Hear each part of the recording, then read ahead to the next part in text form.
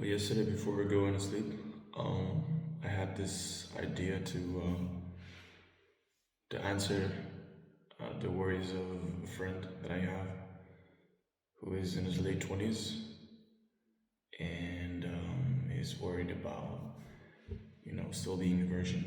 And the thing is, you don't have to worry because there's this whole story of if you're still a virgin and when you're 20, it's already like, oh man, like I'm being laid, like all this, as a man, the potential or as a straight man, the potential women that are still virgin, and every year it goes down and down and down. You start to get stressed, and I actually used to be like that myself when I was like 20 or something. Never had any, not even kissed a girl or a woman. So, and I also started to get into my head just a little bit, and then a few years later it gets a bit more. But then when I was 23, 24, I started to get very spiritual, and I had a health issue, and I just wanted to, you know, get it fixed, and then I would like, once I would feel ready, I would open myself to a woman. That was the idea that I had, and it basically happened like that. I spent 1.5 years in India with a spiritual master, and what they said was basically most people nowadays focus on the list that the potential partner needs to meet, right? If you're not looking for like a one night stand thing, maybe even for a one night stand thing, whatever you want to do. So there's a list, like the person has to be, when you said this hair color, this skin color, this height, has to have, I don't know, humor or no humor, or has to have this education or these physical traits, whatever it is. But what they said was, don't focus on the list that the partner needs to have. Just focus on what you have to offer to a potential partner. And that basically brings it, instead of like a waiting process from the outside, like being like, oh no, I have to like, hope that a partner will come and come for me. You basically say, well, I'm gonna focus on becoming the person that I feel I'm meant to be. Focus on developing your actual gifts and strengths. Becoming a more, I'd say, more solid person, more emotionally stable person. As one of the things, or physically better. Like for example, I was physically ill for years, with a chronic illness, and I was like, I want to get rid of that illness because I want to. I knew that I could. I felt that I could get rid of the illness, and eventually did.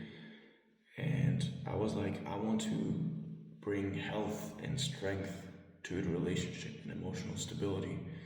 And at some point, I just felt that even though I was not fully developed or was not perfect, I basically, felt like, I'm enough now, I'm good enough now.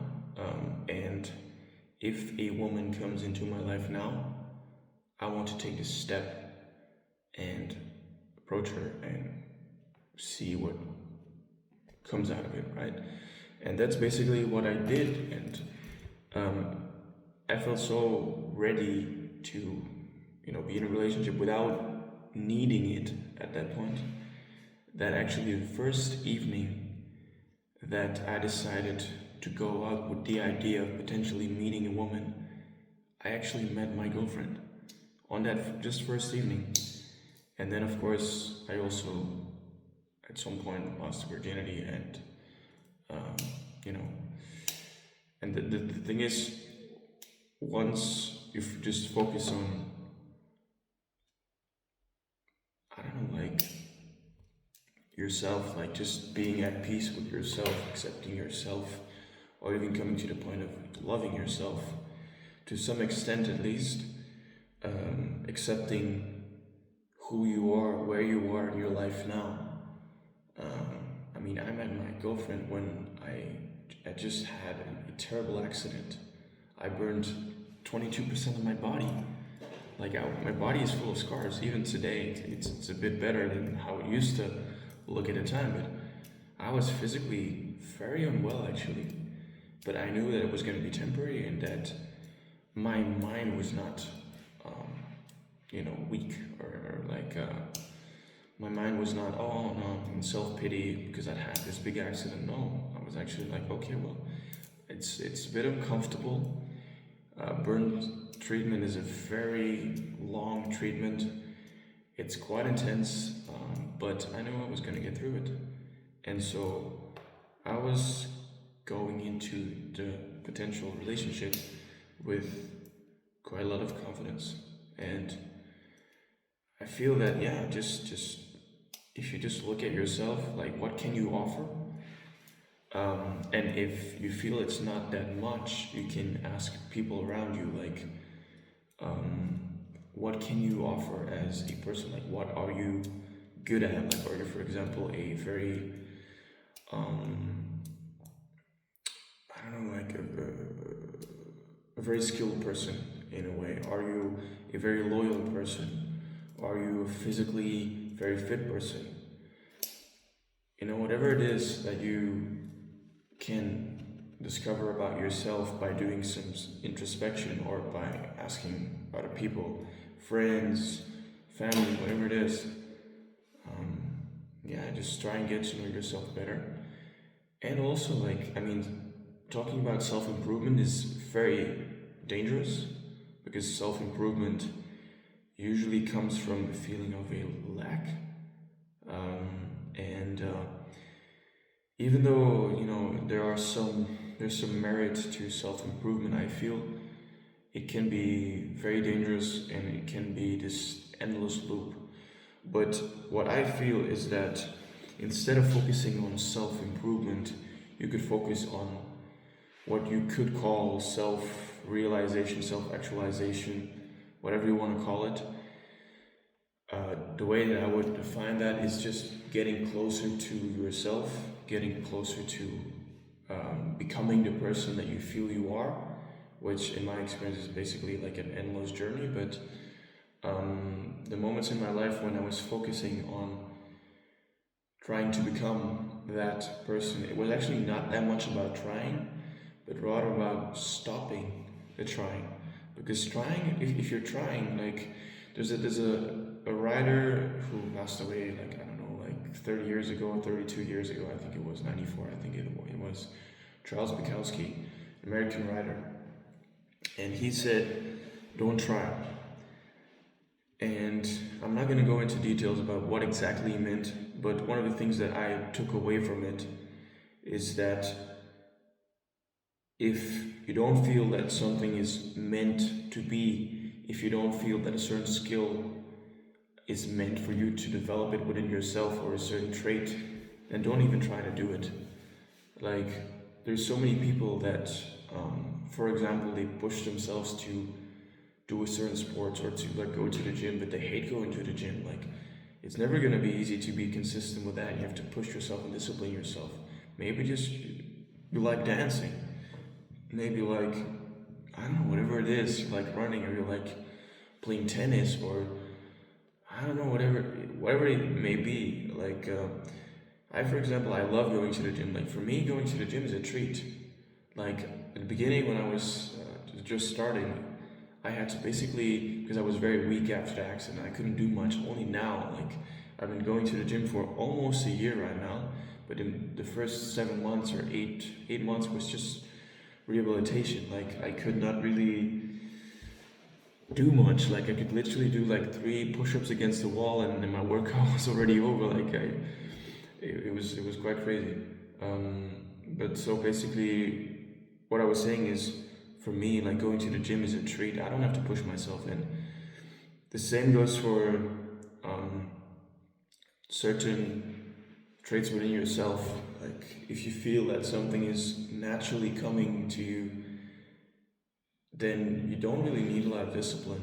It just flows to you naturally. And it could be that maybe the reason why you're not attracting a woman is because you feel you don't deserve it.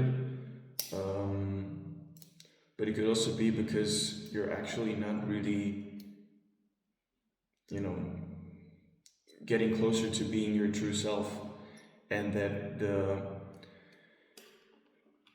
potential as a man, as a straight man, the women that you encounter based on maybe an idea of, I should be like this and the person should be like that, and somehow it doesn't match. There's no spark because there's maybe no authenticity from your side and maybe also from the other person's side.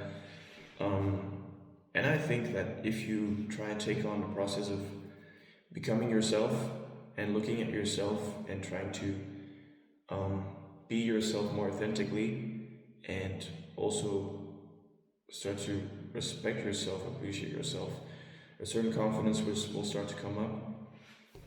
And it doesn't mean you have to fully develop those traits within yourself. It just means that you basically know yourself a little bit more, and that way you will also be able to, if you start to know yourself better, if you go deep into spirituality, if you start to know yourself better, you also start to be able to read the other people better. You start to spot more and more traits in other people, and that can also save you a lot of time avoiding toxic relationships. And but yeah, I think I'm going on a tangent again, like going deep and deeper and deeper, and that's a bit of a thing, and I keep on rambling sometimes. But maybe you got something out of it. I definitely hope that friend will get something out of it. And yeah, just don't worry, like don't look too much at other people's timelines. Like there's some people that first had relationships when they were 12 years old, 13 years old, 14 years old. That's not necessarily better or worse. Like there's some people that have their first partner at 31 and they marry at 32 and they have kids at 33 and they're perfectly happy and they're now grandparents. Like it's it's your life, it's your timeline. Yeah, don't worry too much about it. But I know it's not that easy to do because until I was like 23, it was not so. I mean, sometimes it came through my mind like, oh, I'm getting older, and and I see friends around me getting girlfriends, and I'm still single. But you know, it's not a thing to worry about too much, because otherwise you'll put a lot of stress into those conversations with a potential partner. And yeah, just try and get confident, and by knowing yourself and by accepting yourself also. That's just very important.